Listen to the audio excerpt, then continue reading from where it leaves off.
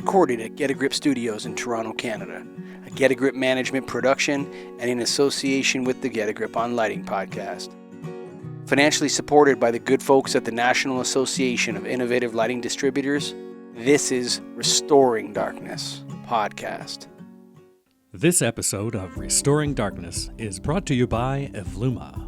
If you're serious about contributing to the reduction of light pollution, go to evluma.com, hover over products, and click on Dark Sky Friendly Lighting. Both the OmniMax and AreaMax lights are International Dark Sky Association certified. The warmer color temperatures of the OmniMax reduce the more easily scattered blue wavelengths, which contribute to glare and sky glow. With AreaMax lights, you get full cutoff, which also means no uplight and a significantly reduced contribution to sky glow. And all of Evluma's outdoor lighting product lines come with dimmable drivers for even more control. If your customer is looking for dark sky-friendly fixtures with energy savings while still meeting the demands of decorative lighting, look no further than Evluma. Evluma, illuminating the pursuit of dark skies. Welcome back, darkness fans, to the Restoring Darkness podcast. On today's show, I have Dr. Taylor Stone. He is a postdoctoral researcher at the Institute for Science and Ethics, the University of Bonn in Germany. He studied architecture and worked in the environmental nonprofit sector before completing a PhD in ethics of technology at Delft University of Technology. His research focuses on the ethics of urban lighting, interesting topic for us, and what it means to value and ultimately design for darkness. Taylor's writing has appeared in a variety of academic journals, and in 2019 he received a recognition award for research from the Professional Lighting Design Convention, PLD-C. We got lots of acronyms out there, and if you're interested in acronyms, you can take LS Evolve, which is, we have an alphabet soup module in that, so there's lots of different acronyms in there if you want to know them better. We're going to post his social media so you can follow him on LinkedIn on the Restoring Darkness podcast page. But for right now, Dr. Taylor Stone, welcome to the Restoring Darkness podcast. Thank you. Great to be here. This show had a different name in the past, and we changed it. And the reason why was the board of directors had felt that we had covered the ethical, not the ethical case, but the sort of pain and suffering caused by light pollution quite well. And that for humans, for wildlife, for spiritual reasons, and all this sort of stuff. And we wanted to move towards this idea of, if we're going to talk about it, let's talk about restoring and preserving darkness using lighting technologies. And that you seem to be a perfect guest for that. Tell us why. Well, I'm very excited to be here again. Thanks for having me. So I work in the field of applied ethics. So I work in ethics of technology as well as environmental ethics. And a lot of this field of applied ethics has you can see it as having two levels, right? It has this theoretical aim. So there's sort of questioning about why things are good and bad. What is the underlying ideas and values that we're talking about here, as well as a practical aim. So what is the decision procedure we go through to reach solutions for these problems, for these ethical problems and dilemmas? And so a lot of what I do is trying to take some of this ethical theory and apply it to this problem of light pollution, and specifically try to flip it a bit and ask, what does it actually mean to value darkness? How can we define darkness as something of value? And then what does it mean to actually design for these values? So how can we translate these into actionable design requirements? And what does it mean then to design for darkness, and specifically design for darkness in our urban spaces? I think from my perspective, the first question I have for you would be, why ethics? How does ethics apply to the practice of lighting design or the lighting professions? How would that be integrated? Is there a particular person whose work you're building upon? Yeah, a great question. I mean, in a sense, it was really interesting to me, and part of the reason I got into this topic was, well, like many people, starting to pay attention to just the amount of artificial light we have in our world, right? And once I think this is a common theme probably for a lot of people who are on this podcast and a lot of listeners, that once you see this and you start to pay attention to it and you sort of this sort of shift in perspective, right? Normally we sort of go through our cities at night without seeing it. Um, and you sort of only notice it when there's a blackout or something goes wrong, or big events or otherwise. Um, but once you have this sort of switch and you start to see and realize just this ubiquity and the abundance and proliferation of this artificial light that we've created and these spaces we have, it's really hard to unsee this in a sense, right? And so starting to ask, okay, well, is this something we really want? What are the good and what are the effects? What are the negative effects, and what are the positive aspects that this can bring? And for me, this is a deeply ethical question too, right? How much light do we have? Should we have, and why? And how can we navigate certain value trade-offs? And so when I got into this topic, it was also really interesting to me coming at it from the perspective of applied ethics and, as I said, environmental ethics and the ethics of technology, that aside from a few papers, there wasn't a lot really written about it within these fields. It wasn't paid attention to so much. Of course, once I got into the topic, I realized that actually a lot of people are talking about the ethical issues. They're just not necessarily from these academic fields, right? The International Dark Sky Association, which was founded largely by astronomers, right? These Hmm. are people that are paying attention to this as an ethical, as a moral, as an aesthetic, as a cultural problem, and something that we need to address. So, in my view, the questions of light pollution and how much we should have and how we navigate these sort of questions is a deeply ethical problem and something that some of the ideas from applied ethics can assist with. And, in particular, thinking about design and lighting design as a value laden process, right? So, why ethics? Well, a lot of what we do and what I do and what I work on is from this field that we discuss and call value sensitive design, or designing for values. And so this sort of idea underlying this is that our technologies are value laden, so they can foster or hinder certain moral, social, environmental values that we have. And I think it's pretty easy and quick to see that lighting design is no exception to this. All of our lighting design has at its core some value level um, drive or push to it, right? We're Whether it's doing just it for some efficiency. reason. You know, Exactly, right? I Yeah. think in like I'm not any way academic about this, but my understanding of ethics is to ask why we are doing things the way we are doing them. Is that a Hmm. fair sort of whatever layman analysis of it?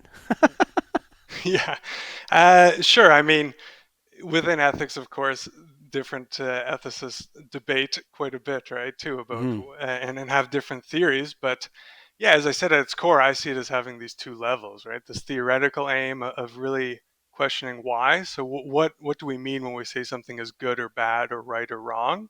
But also helping and assisting with these practical endeavors. So, providing us with some guidance and some sort of decision procedure to evaluate these choices that we need to make. And a lot of, I think, ethical decisions, and even if you look at something like lighting design, I would say there's a lot of more common sense solutions, right?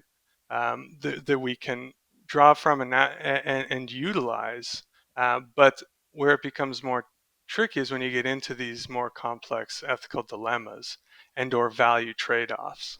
So how Okay, we that navigate these in our urban nightscapes, for I example. want to get into the value trade-offs because I think that's Sure. very pertinent. But before we do, first question: is light pollution Mhm. actually pollution in your mind, Yeah, so or this is it is a something metaphor? I, Is it a yeah, so metaphor? this is something I've written about. I mean, I'm a little bit, so first of all, I should say that, yeah, I mean, I'm a bit critical of the term and the concept of light pollution in my research, and sort of advocate that we should flip it a little bit, and instead of talking about why lighting is bad, talk about what is good about darkness, right? And how we can Okay. value this.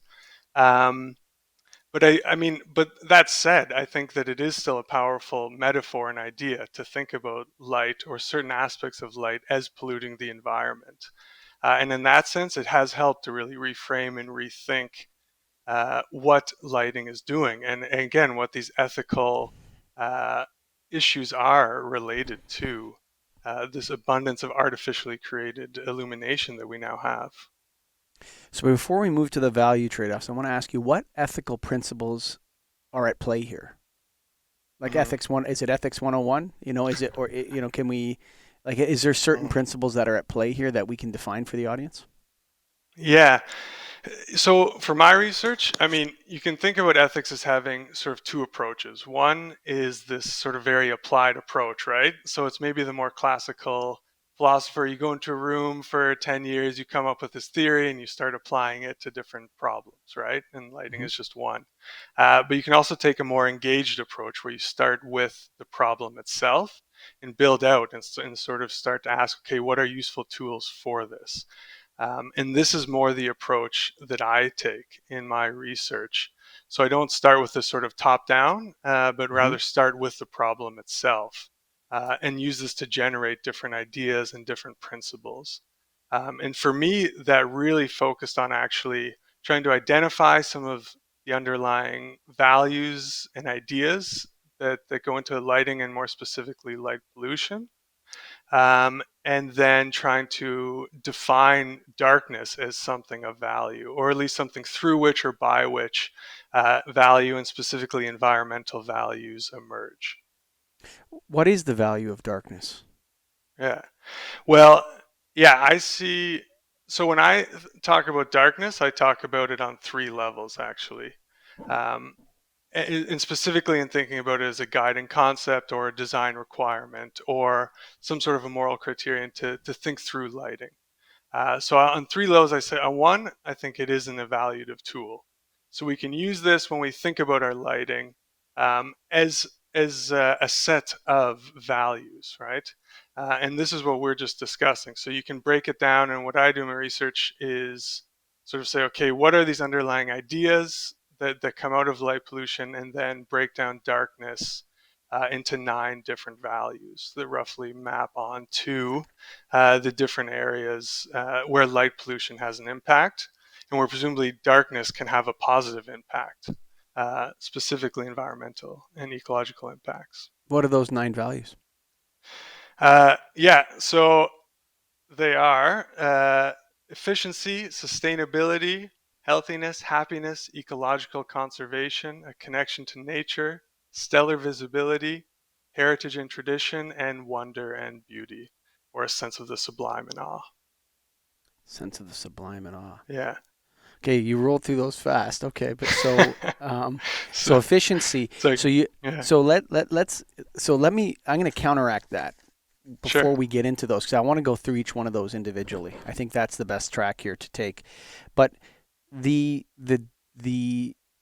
opposing value and perhaps what in the last 2 years with all we've been through has become the overriding value which cancels everything out is this principle of safety, Hmm. that safety is the most important thing. And we even coined like I don't know if in Europe they use it, but there was for a while there was this expression to end a conversation with "stay safe." Hmm. And I always was kind of a little bit. I want to stay dangerous a little bit, like, I Hmm. I don't want to stay safe. I want to Right. live a little closer to the edge, and see what's out there and Hmm. experience life and taste things and move forward. So I take issue with safety being our highest Hmm. value. And I think safety in the darkness realm is in direct contradiction to beauty. Hmm. I think that darkness is beautiful. Hmm. And if we elevates this idea of safety, and I've had people on the other podcast where, they make straight up research claims that more light is more safety. And Hmm. we've researched it and we know this. And so the keyhole to keyhole in Southside Right. Chicago is what we're going for. And I'm not sure that has been fleshed out totally. I don't Hmm. know that I don't know if they were researching a specific kind of crime, Mm-hmm. how that study was done, and whether or not it's actually definitive or not.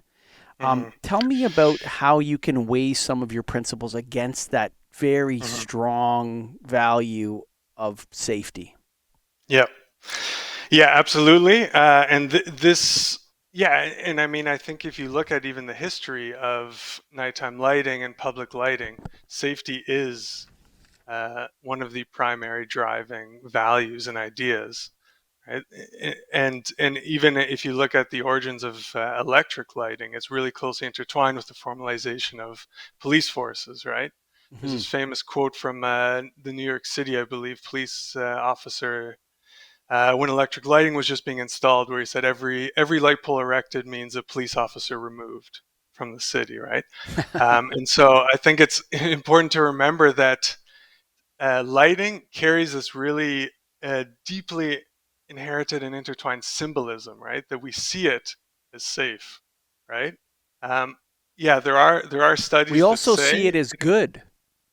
absolutely, and this is even Christ is the longer. light of the world, Exactly. Yeah. right? And these are even longer inherited symbolisms, right? That lighting is somehow a source of good, a source of knowledge, and darkness is somehow antithetical to this, right? But I And so think they that's carry when, these but that symbols. I Yeah. think that comes from a time when I don't know if artificial light or not electric light, but non-sun generated or moon generated light was Mm-hmm. something that was very difficult to achieve. It was fire based, and so those ideas are based on the principles of burning wood or oil. Mm-hmm. And so it was it was very difficult to generate light at night. And so, because of its rarity, it became a symbol of um, goodness. And at night, we draw into the fire for community and for safety, where the Mm-hmm. animals stay at bay and whatever. But now we find ourselves in Jevon's paradox, where it's Mm-hmm. so cheap and easy for us to create artificial light at night or electric light at night that that we need to overcome that. Mm-hmm. In maybe it's a primordial desire for it or something that we have. Do you have any Mm-hmm. thoughts on that?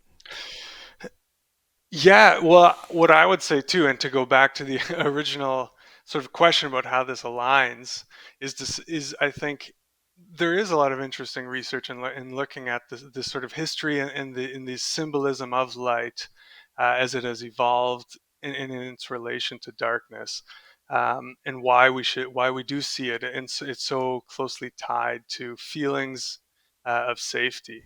And yeah, I would say there are these studies, as you mentioned, that make these links or these correlations. There are other studies that try to contest these as well, right? And sort of say that lighting doesn't necessarily mean that the place is safer, or tries to criticize exactly what is meant by that. But what I would say is undeniable is that in large part, people do feel safer in lit areas, right? And then to me, this becomes a primary design challenge as well, is that if we can understand that feelings of safety are increased in certain types of light or in illuminated spaces, this is then the design challenge. How can we still foster these feelings while also not just shining a spotlight over the whole city or the whole parking lot or otherwise? Uh, and then how can we bring in these values of darkness into our lighting policies and into our lighting design choices? And as a starting point, to think about this then as the design challenge and how we frame our problems, right? So not just to see this as, okay, we can either have safety or we can have darkness. So we can either have safety or sustainability, or however you Mm-hmm. want to The set it up. trade-off. It's an either Exactly, or but rather than rather, a yeah, exactly. compromise. So, Yeah. so how do we navigate such a value trade-off? And I think the first step is to actually look at how we're framing this problem as, and even seeing these as being in opposition, which also requires us to actually break down. So, as I said, a lot of my research is going through what it means to value darkness and how we can break down these different values, which I listed very quickly, as well as but we can do the same for safety, right? And sort of Mm-hmm. say safety is a very general term, a very general concept, to feel safe, to feel, or even security. But what do we actually mean by that in different spaces and different I think we contexts. mean about I think what we're talking about is Mhm. how people feel.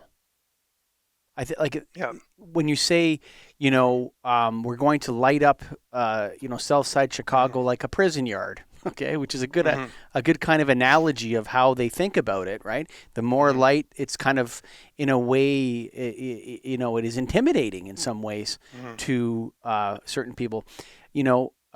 But if we look at Hmm. it from that perspective, the either or, we either have safety or we have danger. And Hmm. this Manichaean thinking, good versus evil, I think is the fundamental problem at play here. That it's not an either or, and Yeah. more work is required. Yeah. And so, exactly. And so, for example, one project I was involved in over the last few years was looking at and coming up with a design concept for a park in the Netherlands.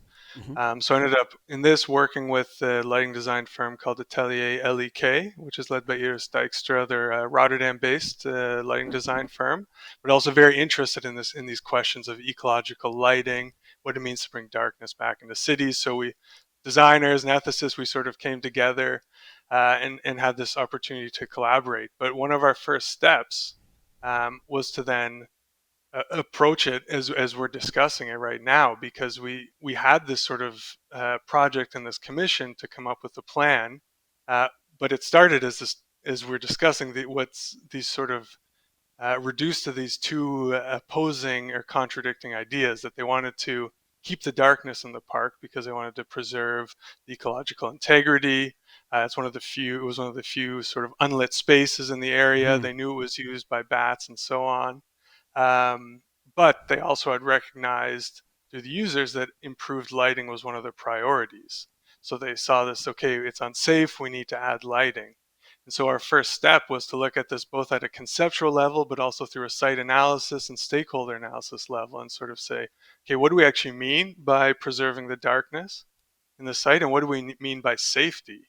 Which was a really interesting exercise conceptually as Absolutely. well as discussing, because yeah, you sort of get down to the core ideas, and what we realize is that we were talking about two different things.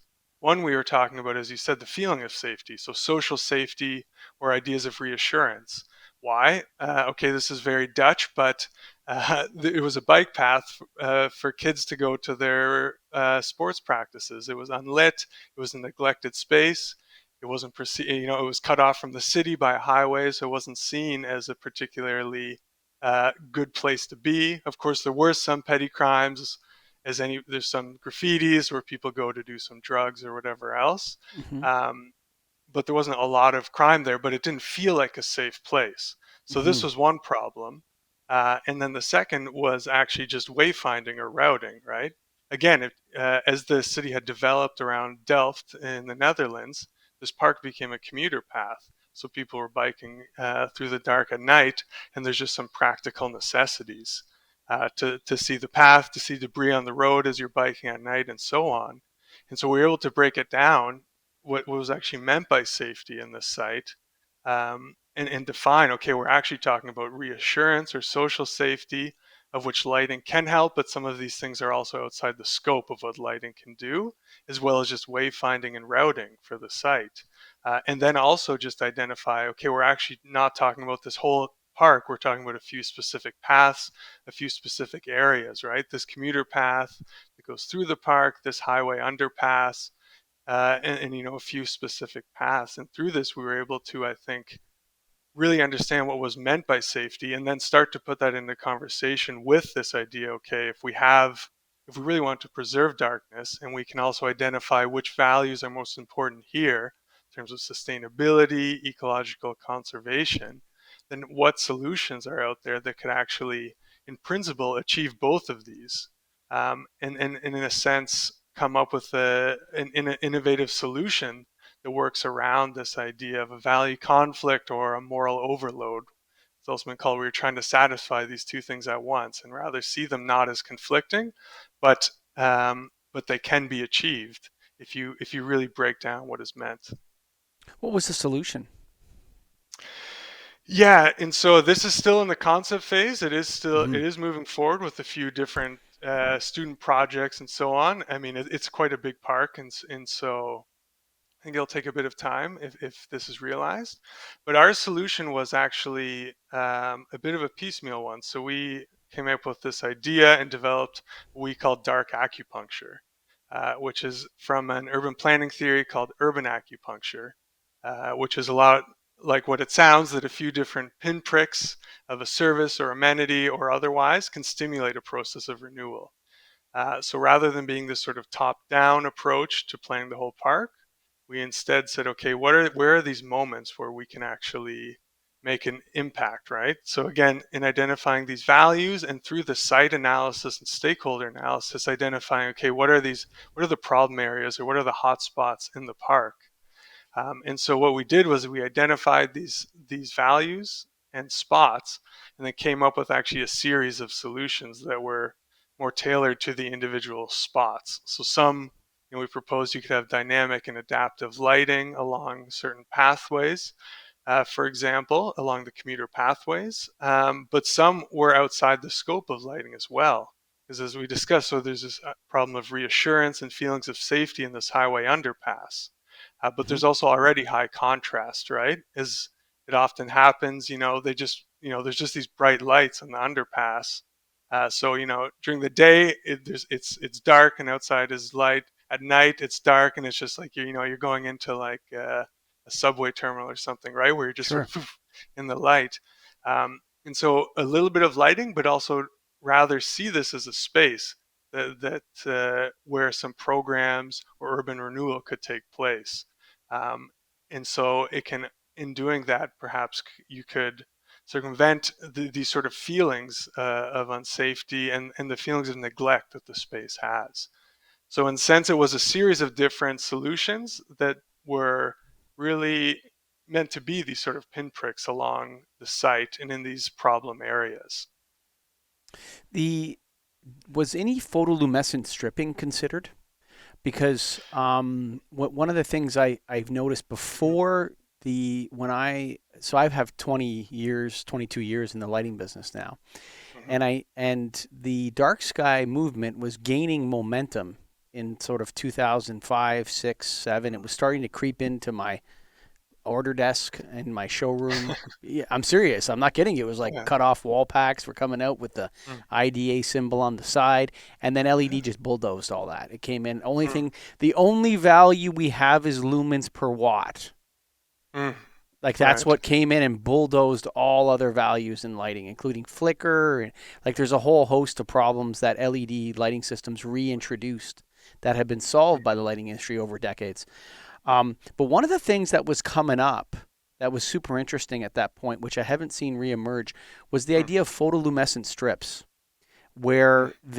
and this was used for emergencies inside so that, it would Mhm. be charged by the electric light. And so then Yep. the stairwells in an emergency on the handrail, you'd see the handrail in the darkness. And Mhm. nothing charges photoluminescence like the sun.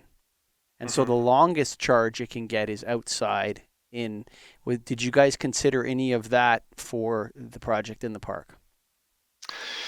Yeah, we discussed it in looking through specifically some of this pathway lighting and this routing. What are sort of ways that are minimally invasive as well to the ecology that can serve this function of illuminating the path, Hmm. or providing some wayfinding direction, without just sort of abundant light or without defaulting to some big street lights along. So these were definitely considered. And discussed, yeah. But as I said, it was more in a concept phase. So we had proposed, where I was in the project, it was more proposing, okay, this is something that needs to be considered, is a sort of minimally intrusive, ideally dynamic or adaptive or otherwise lighting along the path that focuses on wayfinding and routing itself, of which that could be one solution. But it hasn't progressed to the solution stage at this point, or to the sort of uh, uh, more detailed master plan in which there are specific luminaires and design specifications included. But I think that that's one direction that could be taken, absolutely. I want to conquer one more topic before we kind of go a little bit slower through those Yeah, values. of course. Okay. Yeah. I want to tell you a little anecdote. I can't remember if it was when I was a student at university on a tour, or if I was happening to tour a campus, but it was many years ago, maybe a decade or more, maybe 2 decades. But I remember going to a university campus and walking around the campus and having it pointed out to me that these are blue light emergency access Mm. panels. And you have a bunch of students there. And in Mm-hmm. case someone attacks you, there is one of Mm. these, um, blue things here that you can run to and push the button, and the security campus police will come. I think it was at my university, and this is in the late 90s. And I was thinking to myself, in the memory of this and doing the Darkness show, that created the kind of fear that was actually more fear, created more fear, like Mm. telling people about that. And then I remember that there hadn't been a case where somebody had been attacked openly on the street at this university. Mm-hmm. And this was predated the introduction of this blue light system or whatever. And I'm wondering if the fear is created by the systems, or if the Mm. systems are actually solving a real problem. Do they ever get utilized? Have they saved anyone's life? You know what I'm saying? Or I wonder about that to myself. Like, if Mm. in coming up with these great ideas, and I'm sure for the listeners, I'm putting up quotations. What we need is every 50 feet, we need a communication thing Mm. where someone can push a button and it's lit up, and there's lights everywhere, and you can push this button and the police will be there within 2 minutes. I'm wondering if we're actually perpetuating the fear itself in creating the measure, like over Mm. exaggerating it, or making the fear more acute for people. And then it becomes like more light, more blue light boxes, Mm. more. And it perpetuates itself irrationally. Mm. Is that a dangerous topic to go down? Or, I mean, to me, Well, I think there's yeah. something perpetual about that has some Mm-hmm. entropy to it or something. Yeah, well, I mean, first I would say I don't know the stats about how Yeah. effective these are and how useful they have been in different spaces. I would hope they have had some functions or some usefulness if they are installed. Um, I would say a few things that I would see with this to keep in mind. Um, One, to sort of agree with you, and two, to question this a little bit as well. So the one is, had a really interesting conversation once years ago with the head of security on a university campus, who said so explicitly, when they're light cities, it is, as we discussed, it's not about safety per se, but about improving the feelings of safety, right? Hmm. Which was very illuminating for me. Sorry for the pun, but it's really interesting to hear, as I was early on in my PhD in research when I heard this, and this maybe also set me down this path of thinking, okay, what do we mean when we talk about making our nights safer? But to push back, I mean, we have to also remember that experience of the dark and experience of nights isn't a universally consistent phenomenon, right? Depending on who you are and where you are, it can feel less safe or unsafe. And I think we've all had that experience, right? We've had experiences in dark places at night where it's amazing, uh, it's important, it's intimate, it's whatever. It's a great experience. We're seeing the night sky, but there are also moments and spaces where you can feel unsafe, and this can be different for different people. So I think we should also be careful not to fully abandon or fully sort of cast aside these sort of safety measures as being totally useless. As I said, it then becomes this sort of trade-off of But if we there's can other ways assess we them can. for their Yeah, efficacy, can we not? absolutely. Yeah. I mean, like, it's sometimes it feels like this safety topic can be untouchable. Like, you can't Mm, go near any. You'll have a conversation with someone, and safety is the checkmate. hmm. It's because safety. Yeah. And it's like, well, then we can't even talk about the effectiveness of this tool or that tool. And remember, these all carry with them costs that and Absolutely. devour Yeah. resources that maybe could be better applied in another And area. absolutely. And what I would say in these these spaces, I think, similar to this example I'd given about the park in the Netherlands, what I would strongly suggest is really a more careful analysis of what is meant by safety. So what are the risks? What are the feelings or the sort of the impacts on social safety or reassurance in these places? And yeah, is this the best solution? I mean, just empirically, yeah, are these being used? Are these serving their purpose? And are there other solutions that are either lighting based, or maybe it's not lighting based, but solutions that can improve both the feelings of safety and hopefully the actual safety of the space, so that people feel confident and comfortable to walk through these spaces alone at night, or whatever the ultimate goal is. But the other thing I was going to mention as well, in terms of this sort, as you said, this sort of run-on effect that we have more and more, Mm-hmm. right? There's this really nice idea that comes from ecology, and some researchers in lighting have used it, that's called shifting baseline syndrome.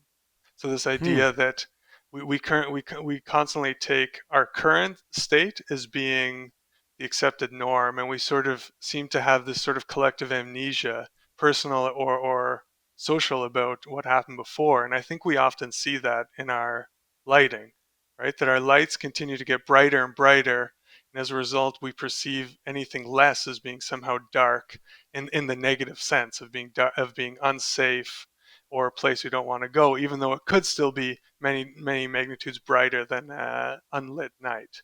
And so there can also be ways that we can think about how we can, in subtle and maybe not sort of confrontation ways, try to confront this shifting baseline we have, and try to get back to previous levels as one path forward.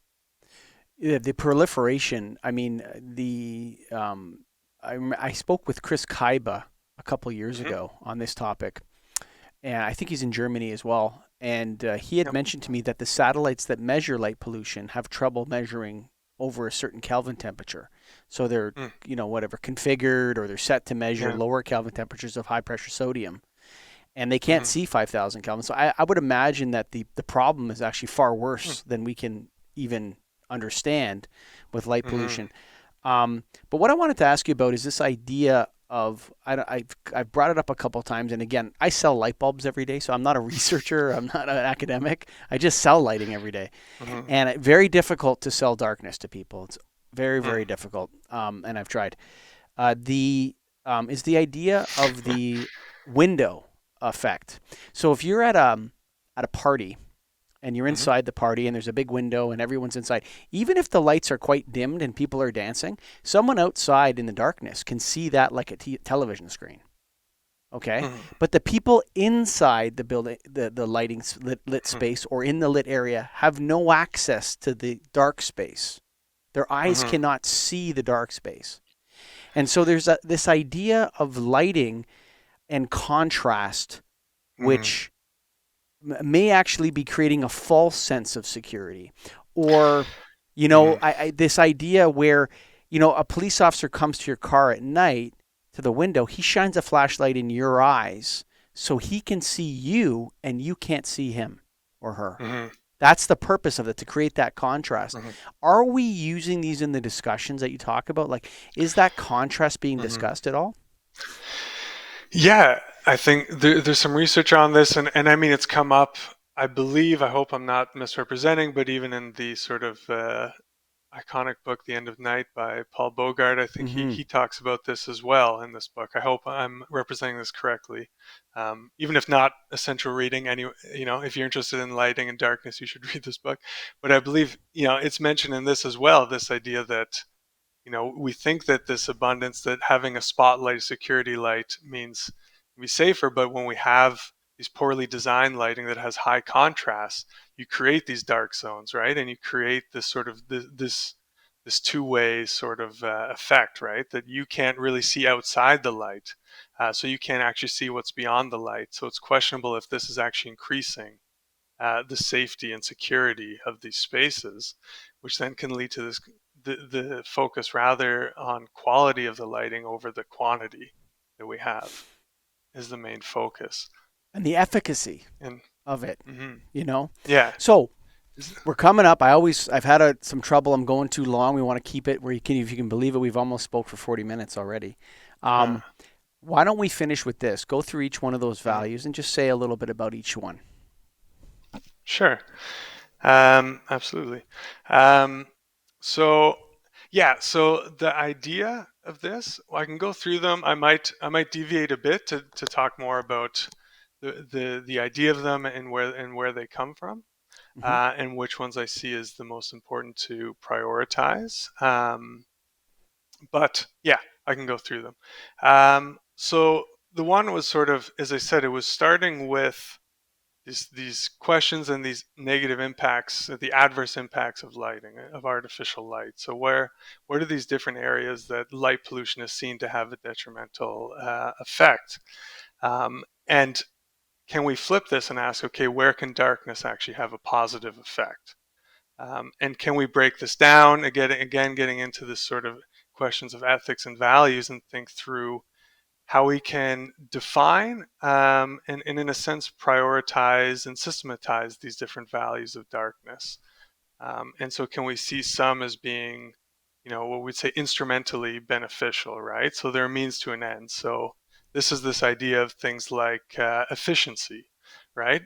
In principle, having darker spaces means we're using relatively less light, which means we're using relatively less energy, which means we're using spending less money, right? So this has an Hmm. instrumental benefit. Darker spaces, in principle, can lead to a reduction in costs and energy usage, so more efficiency and more sustainability.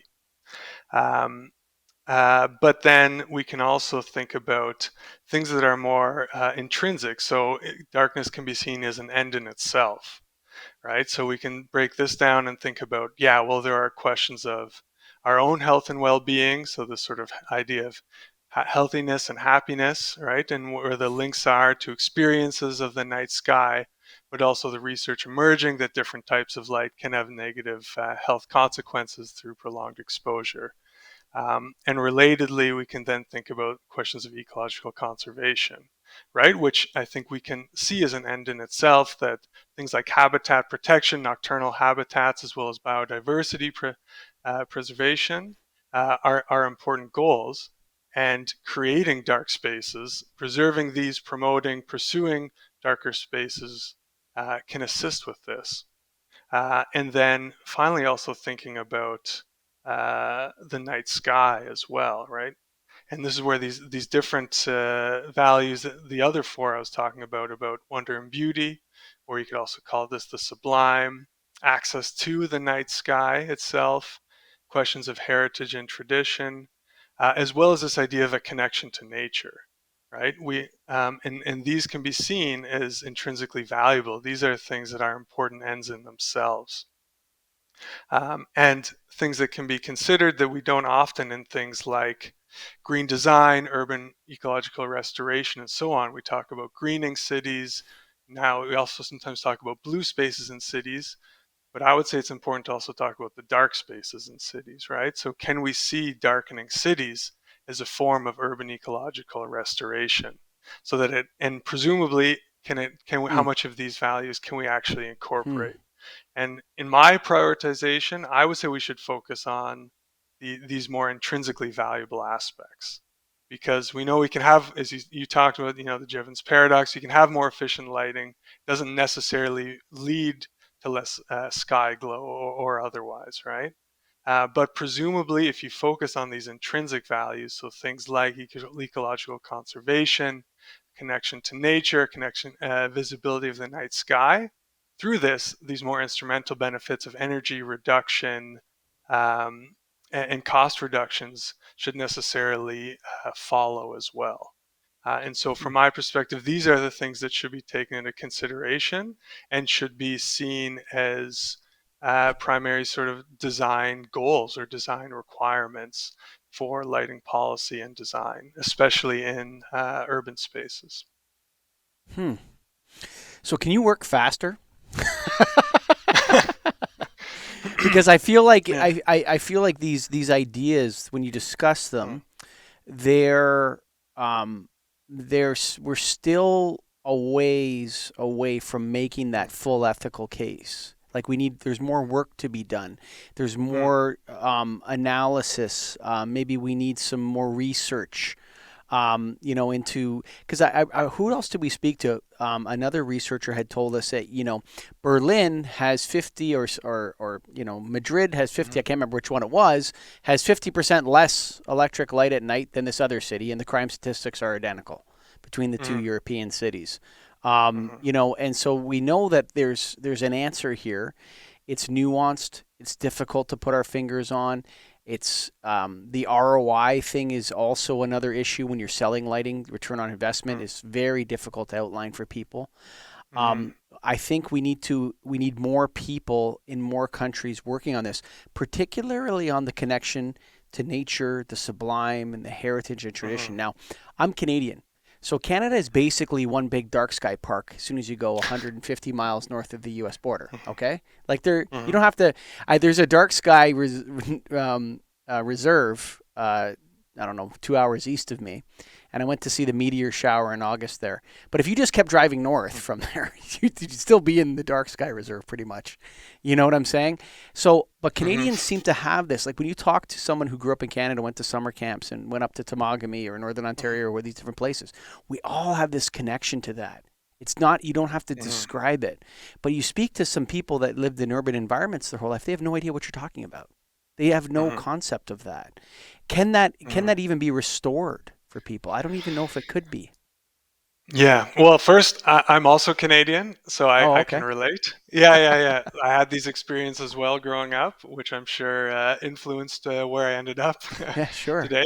But also in strong contrast to um, where I lived for several years when I did my PhD in the city Delft, which is in the sort of mid southwest South Holland is where it is, which is I Mm-hmm. believe one of the brightest places in Europe.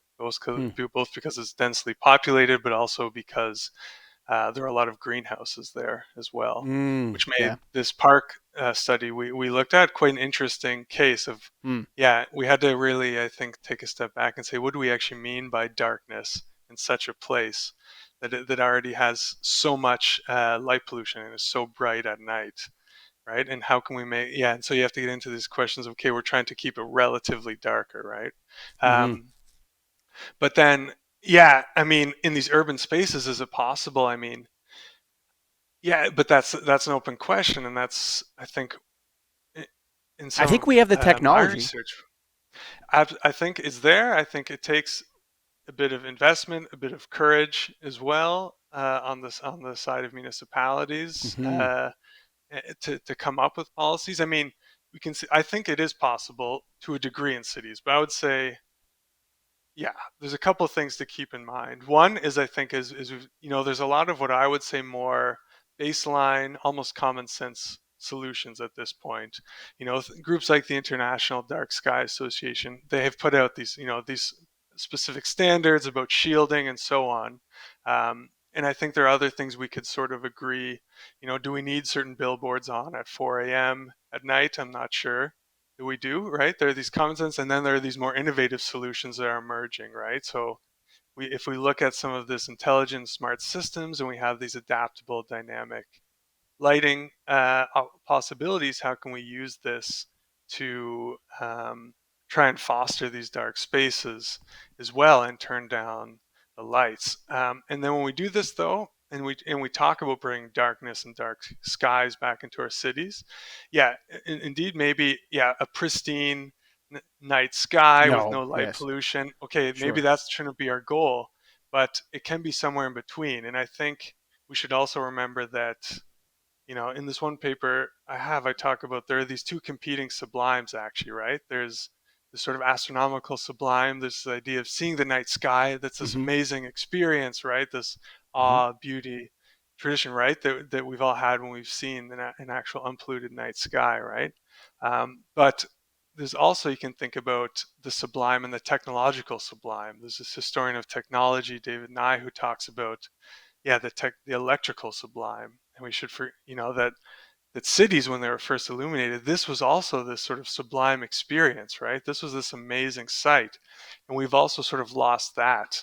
with with the ubiquity and the proliferation of our light, right? We've sort of washed out our cities rather than seeing it as this amazing spectacle as well. So I think it's Hmm. a question then of how we can recombine these, and if we can find some sort of a middle way that can both bring some darkness back into our cities, and in doing so also sort of remind us of,